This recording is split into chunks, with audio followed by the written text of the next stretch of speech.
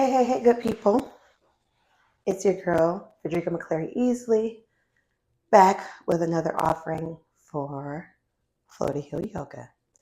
Um, I want to spend a little time today just kind of talking about some of the stigma, some of the thoughts I'll say that I had around yoga prior to even engaging with it. Um, Initially, I felt like it wasn't for me. And by that, I mean that I thought it was for skinny white women.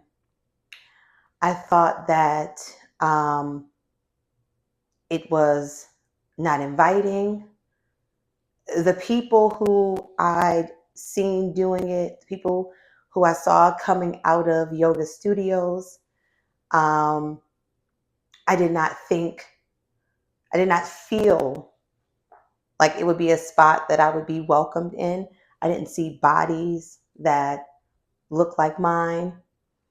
And this is at various weights, right? So like I've been everything from back in the day, like 100 pounds, and a 22-inch waist to at my heaviest 200 pounds, right? I don't know what my waist was at that point, but y'all get the deal. Because I'm 5'1", I'm fun size.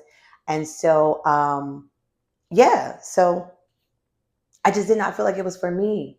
And then even once I engaged with it, right? My introduction to yoga was I was on assignment in Burlington, Vermont, and a coworker, a colleague of mine, suggested or asked if I would accompany her to a Bikram class. And that is, for those of you who don't know, heated yoga. It's a 90-minute, very intense practice where there are, set movements every time. There are like 26 poses that are, it is patented, right? Because you do the poses in this order with a specific reason or with a specific purpose. And so, of course, in Burlington is not the most diverse place.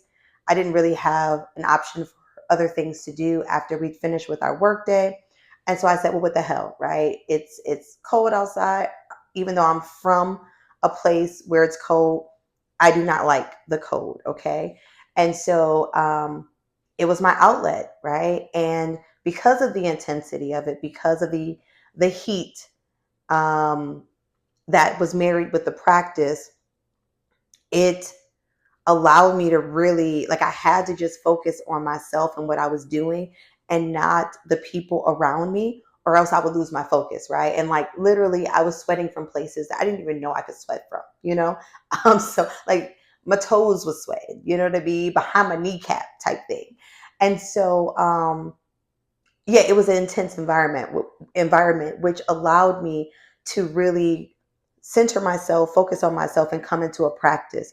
But not everyone has that entry point, right? And so if you're going into a studio, and this is just kind of like a normal vinyasa flow, there are more opportunities for you and more time for you to be aware of what's around you. And so I've also had those experiences, right? And it felt like there was a dress code. It felt like the studio did not take me into consideration. Even some of the studios that had showers, it was like, okay, this stuff isn't for me. I'm not going to be washing my hair here. Even some of the, amenities that were offered just did not fit, right? And so, I say that to say, throughout the years, I've benefited so much from my yoga practice, but I know that this is important for my people, right? This is important for Black people. This is important for Latinx people. This is important for people of color, especially with the load that we're carrying, right? Just in terms of life. And But I also realize that a practice may still feel out of reach. And it's still even with how awareness has increased, it is still taboo.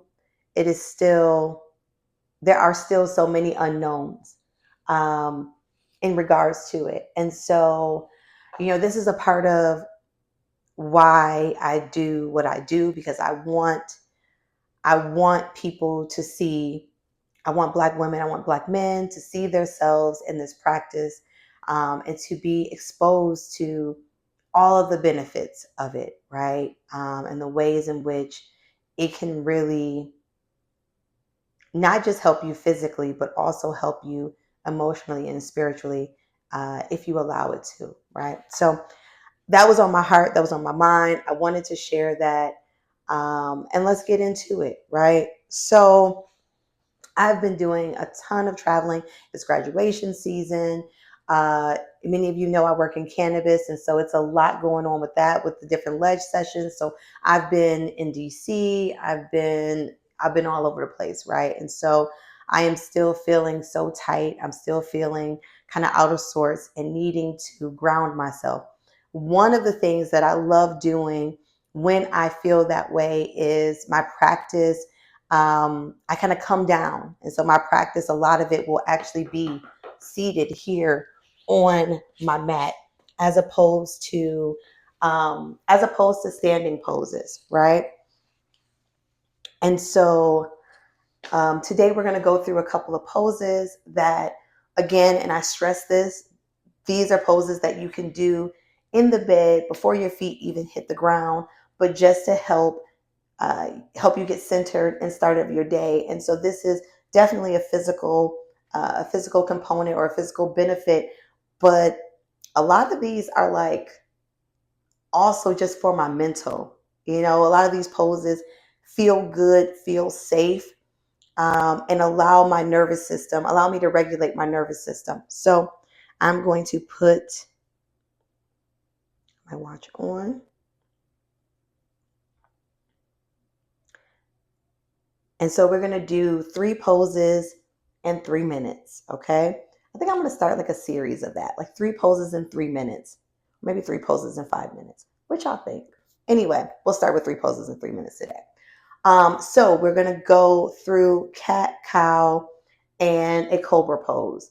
And I like that because it's like this, this kind of like pull and push, this rotation, this movement that, I don't know, it feels good to me, right? So that's what we're going to do. I'm going to go a little quickly through the poses, as opposed to holding them, so that I get a couple of those rotations. But that's what we're going to do.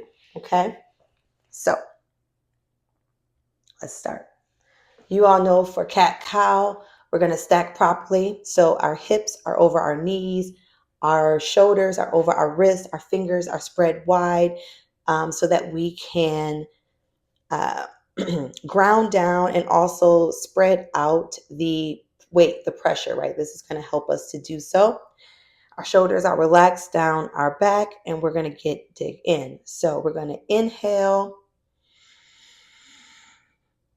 for our cat, making sure that we are pushing into our mat. We are tucking our tailbone, engaging our core, bringing belly button to spine, relaxing our chin towards chest. And here you can play around with tucking or untucking your toes to show some love to your arches. Exhale, we're going to come into our cow, sinking our stomach towards the mat.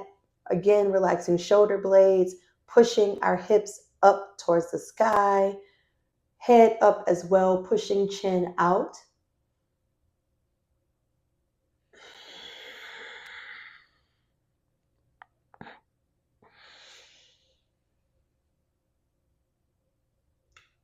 And then arching up into our cobra.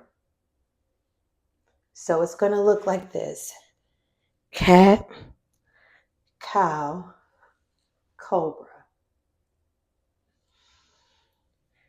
Cat, cow, cobra. And you can even play with it where maybe you start with your cow Then go into your cat. And then come forward into your cobra. And cobra is just shining our chest forward, keeping our thighs on the ground, engaging our core and glutes for lower back support, looking up to the ceiling.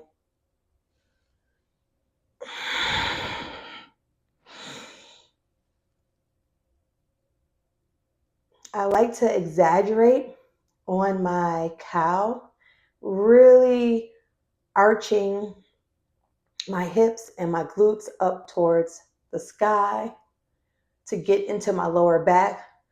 For some of us ladies who have that arch back there, I know that's one of my spots where it can get a little tight, it can get a little tense.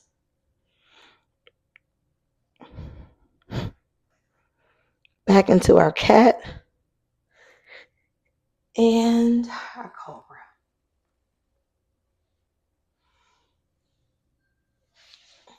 And there you have it. I hope that feels good for you, and I will see you back next week.